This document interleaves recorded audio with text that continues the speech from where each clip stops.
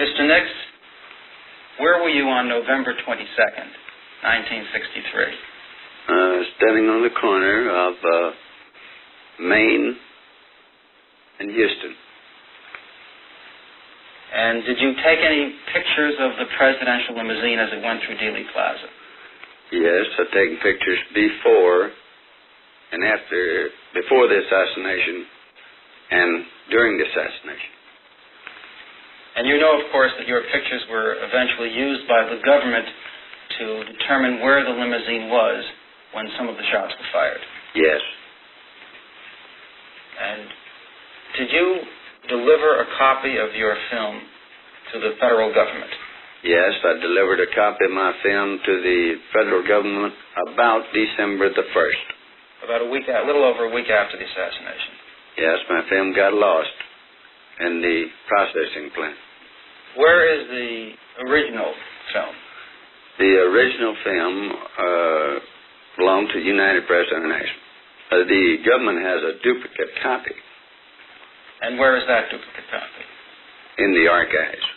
And is that the duplicate copy which was used by the Warren Commission for the purpose of determining, along with other films, the Muchmore film and the Zapruder film, where the presidential limousine was when some of the shots were fired? I would say so. Well, you now have a copy of your film, which you were kind enough to show to us this afternoon. Is that copy the same as the original which you gave to the FBI on December 1st? I would say no. There is some films maybe missing, some frames. Some of the frames were ruined. Does the film which you have at the present time have the same number of frames as the film which you delivered to the FBI on December 1st?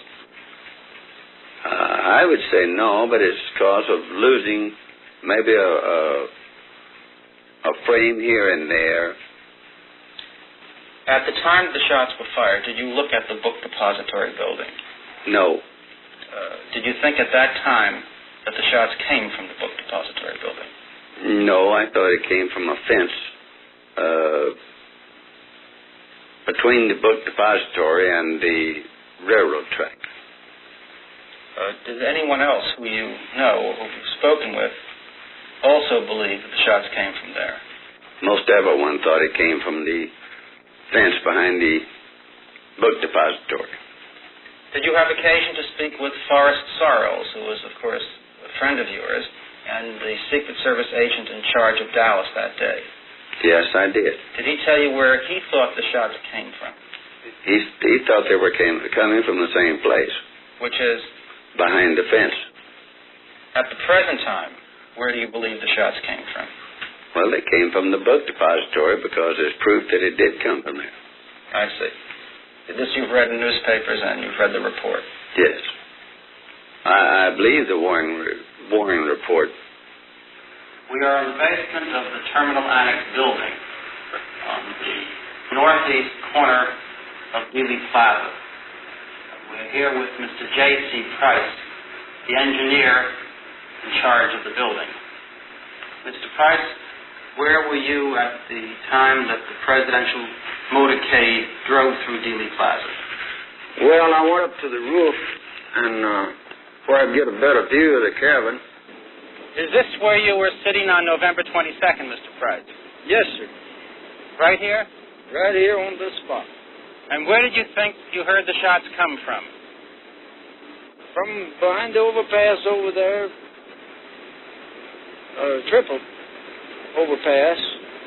That's where I thought the shots were coming from. And where did you see the man run? Over behind that wooden fence, past the cars, and over behind the Texas Depository building. Did you give that information to the Dallas Sheriff's Department on the very day of the assassination? Yes, I did. I'd say in about 30 minutes after the assassination. Were you ever called as a witness by the Warren Commission? No, sir. No, sir.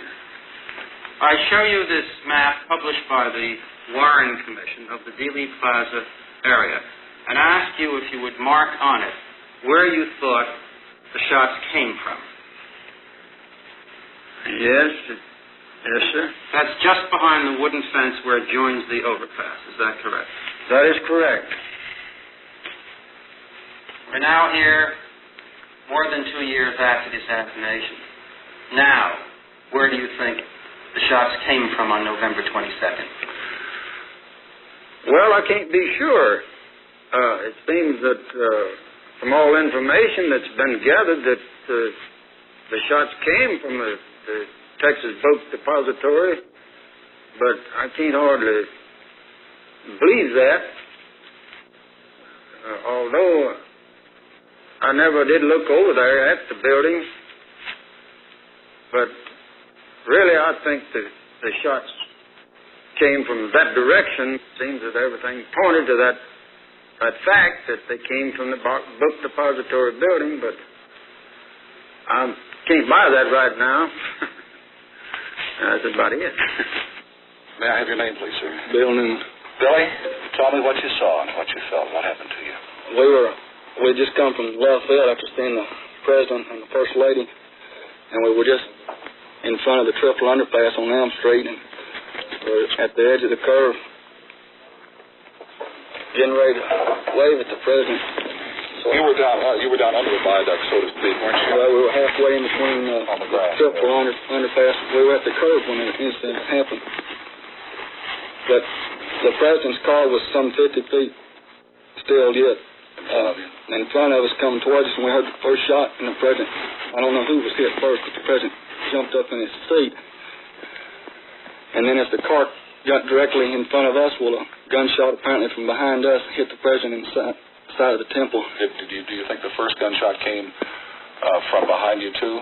I think it came from the same location.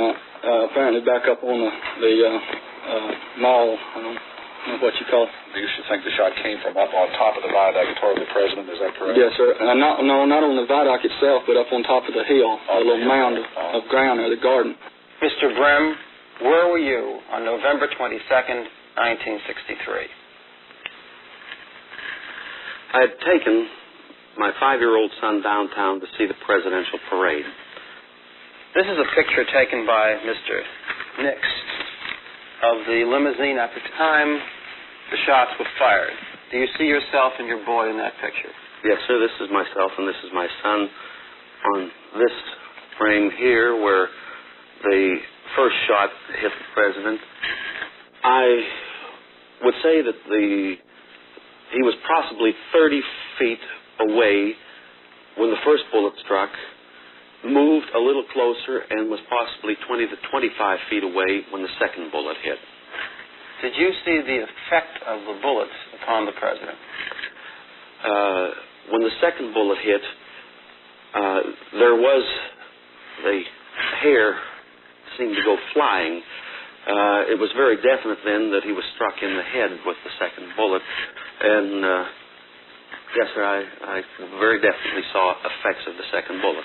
Did you see any particles of the President's skull fly when the bullet struck him in the head?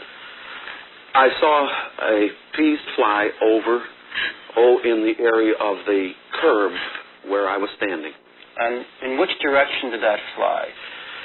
It seemed to have come left and back.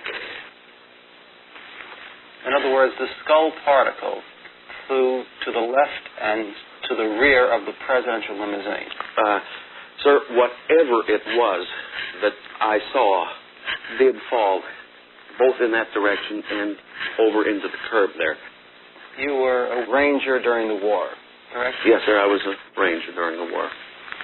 Took part in the invasion of France and was shot a couple of times. So, as I say, it's possibly like swimming. I hadn't heard that sound for many a year, but you don't forget it once you've heard a shot rounding, coming close to you. Did you speak with newsmen on November 22nd and tell them what you saw? Yes, sir, and told them simply that their two shots had hit the President and the direction that